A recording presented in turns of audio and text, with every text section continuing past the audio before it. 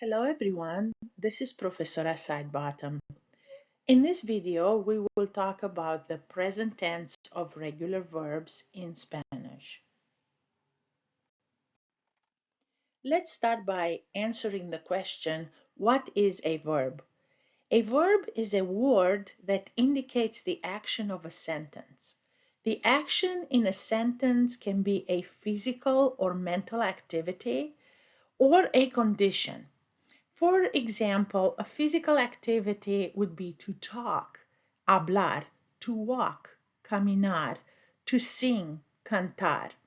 A mental activity could be to think, pensar, to imagine, imaginar, to hope, esperar. A condition can be expressed by the verb to be in English, ser or estar, depending on the situation in Spanish, to have, tener, amongst others. The action of the verb is done by the subject in a sentence. Next, let's define some terms used in grammar to talk about verbs. 1. The infinitive of the verb, which is the given form of the verb that is usually found in the dictionary. As an example, to be in English, ser or estar in Spanish. To sing in English, cantar in Spanish. To dance in English, bailar in Spanish. Notice that in English, the infinitive always starts with to. In Spanish, most of the time, the infinitive will end in AR, ER, or IR. Number 2, a conjugated verb is a verb that changes in form to agree with its subject, who is the person who does the action. Some examples. I am a student. Yo soy estudiante. She sings well. Ella canta bien. They dance every weekend. Ellos bailan cada fin de semana. Here are some other terms that refer to verbs. The tense of a conjugative verb indicates the time of the action, present, past, or future. Some examples. I am, in English, yo soy, in Spanish, present tense. Past tense, I was, in English, yo fui or yo era, in Spanish, depending on the context.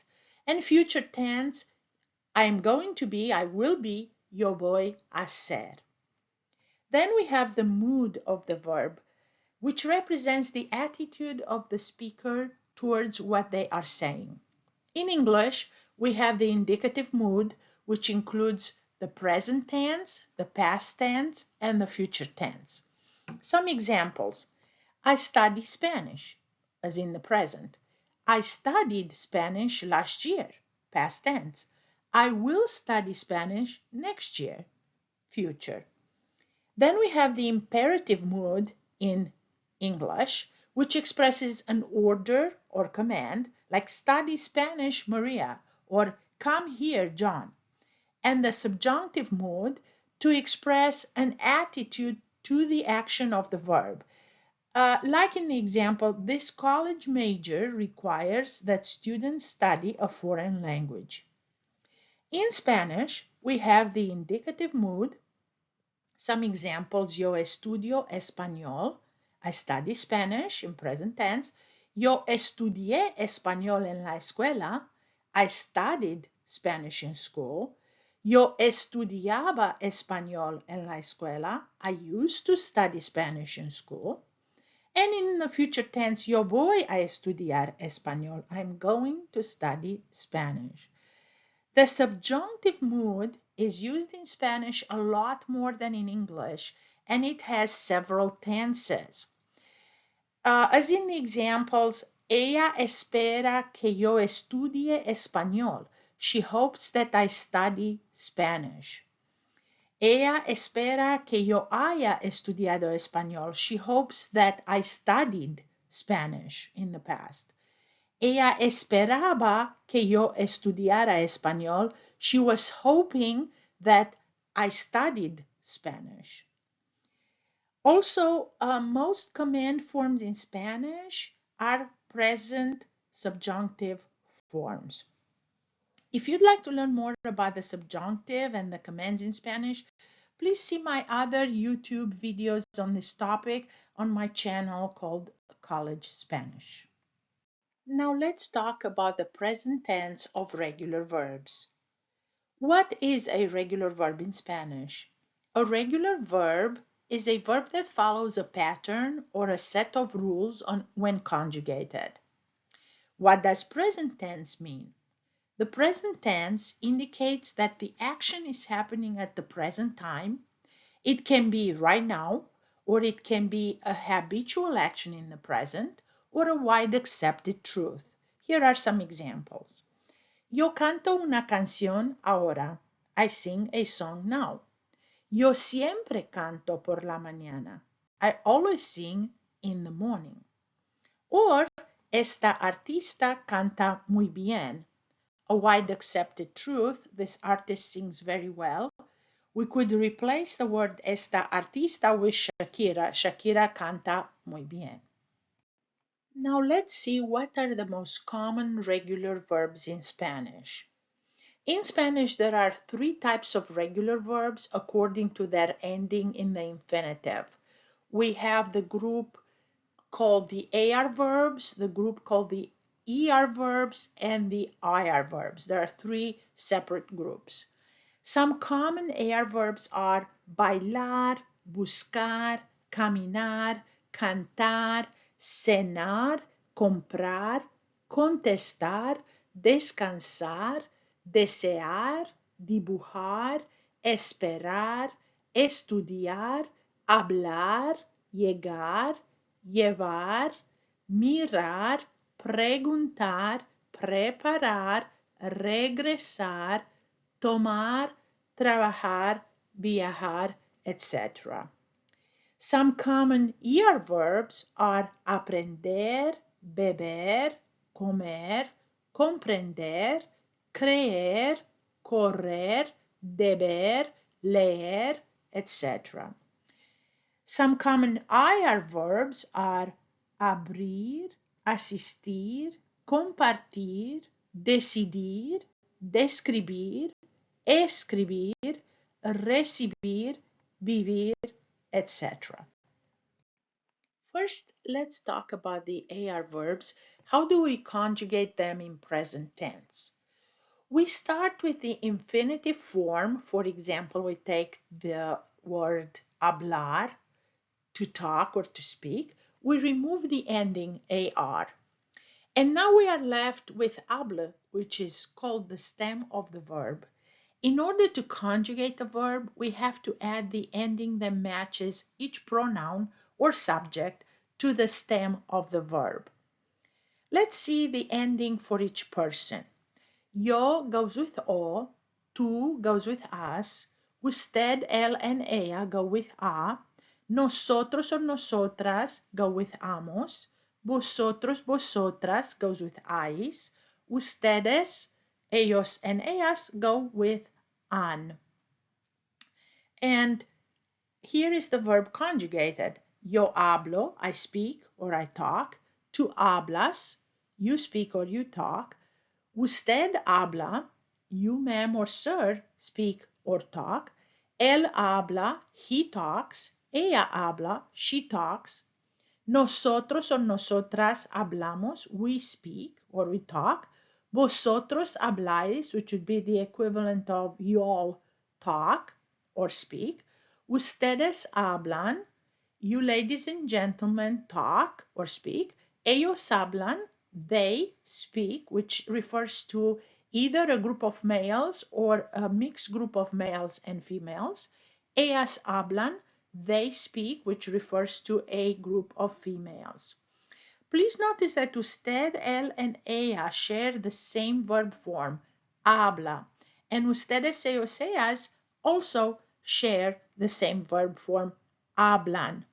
Because of this fact, we have to mention which person, in the third person singular and plural, we have to mention which person does the action. Is it él habla or ella habla? Is it ustedes hablan or ellos hablan? For yo, tú, nosotros, and vosotros, it is not necessary to mention the pronouns because you only have one verb form. If I say hablo, I know for sure it can be only for yo. Or if I say hablas, I know for sure that form is only used for tú. So we only mention yo, tú, nosotros, and vosotros if we want to emphasize the subject. As if somebody is asking, for example, ¿Quién habla español aquí? Who speaks Spanish here? And there is only one person that can say, Yo hablo español. I speak Spanish.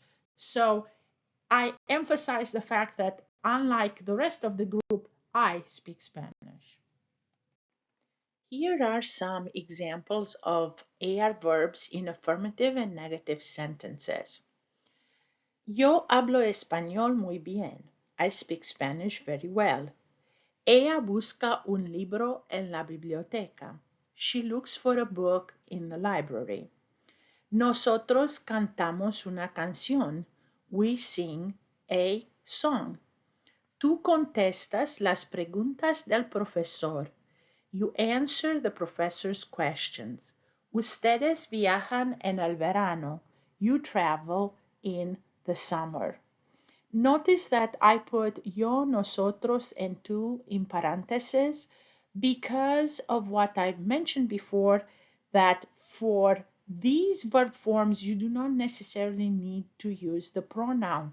The endings themselves tell the listener who is the subject. And now let's see some negative sentences.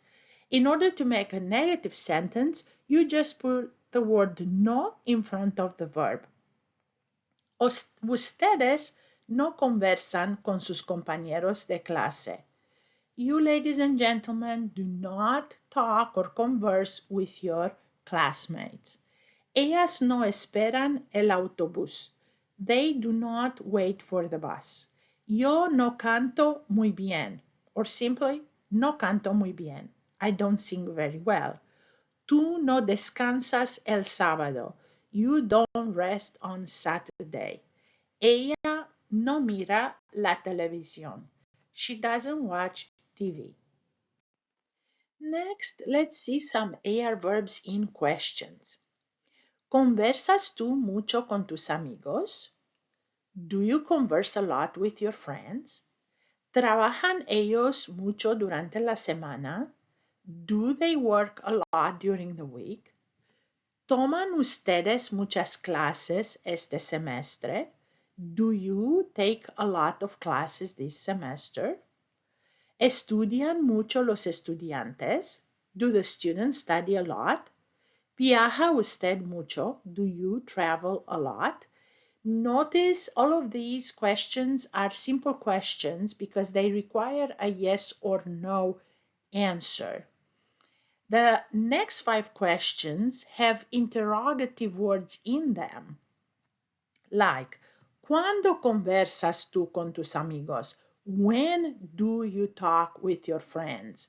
So you cannot answer yes or no. You would have to say, when do you talk with your friends? I talk on the weekends, or I talk every Saturday. ¿Dónde trabajan los estudiantes durante la semana?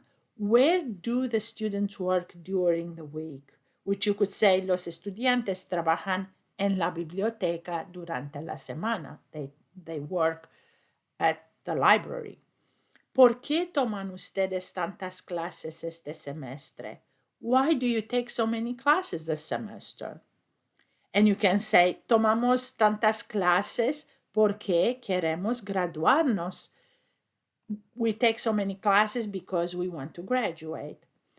¿Quién escucha a la profesora? Who listens to the professor? Or the plural form, ¿quiénes escuchan a la profesora? Notice when we have quién in a question, we will have to have the verb in the third person singular, like in this case, escucha, or quiénes, we will have to have the verb in the third person plural, escuchan. And finally, ¿cómo llegas a la universidad? How do you arrive at the university? Now, let's talk about gustar, which is a different kind of verb. Although gustar is a verb that ends in AR, you will find it in grammar books in a special category called gustar and verbs like gustar. Gustar is usually translated as to like in English. However, in the direct translation in Spanish is to be pleasing. For example, me gusta el español is usually translated in English, I like Spanish. However, the literal translation is Spanish is pleasing to me. Another example, ¿te gustan las películas extranjeras? You like foreign movies, usually translating as such, literally means foreign movies are pleasing to you. As you probably noticed from the translation, the sentences with gustar have a different structure than those that we presented before. Number one, the subject is at the end of the statement. Like in our case, Spanish, I like Spanish, or foreign movies, as in you like foreign movies. Number two, the statement starts with an indirect object pronoun, not with the subject. And the indirect object pronoun in this case is me, to me, or te, to you, informal. And number three, the verb gustar is often used in the third person singular or plural, gusta or gustan. We use gusta if the subject is singular, like in the case of español, me gusta el español, or if the subject is a verb or several verbs, like bailar, or let's just say bailar y cantar. Here are two examples. Me gusta bailar en las fiestas. I like to dance at parties. Literal translation, dancing at parties is pleasing to me. Or me gusta bailar y cantar en las fiestas. I like to dance and sing at parties. Literal translation, dancing and singing at parties is pleasing to me. Then we use gustan if the subject is a plural noun or two singular nouns which would make a plural. Like, me gustan las manzanas. I like apples. Apples are pleasing to me, literal translation. Or, me gustan la sal y la pimienta. I like salt and pepper. Salt and pepper are pleasing to me. Notice salt is singular, pepper is plural, singular, but together they make a plural. To express a dislike, just use gustar in a negative statement or sentence. For example, no me gusta correr por la noche. I don't like to run at night. Literally, running at night is not pleasing to me. Or no me gustan las películas de horror. I don't like horror movies. Or literally, horror movies are not pleasing to me. We can also use the verb gustar in questions to ask about likes and dislikes. For example, ¿te gusta correr por la noche? Do you like running at night? Literally, is running at night pleasing to you? Or if we want to make a formal question, instead of te, we use le. ¿Le gustan las películas de horror? Do you, ma'am or sir, like horror movies? As in, are horror movies pleasing to you? Formal, ma'am or sir. If you like to learn more about indirect object pronouns, please watch my YouTube video about double object pronouns on college Spanish. Thank you for your attention. I hope this video helped you understand better the present tense of the regular verbs as well as the present tense of gustar. Hasta la próxima.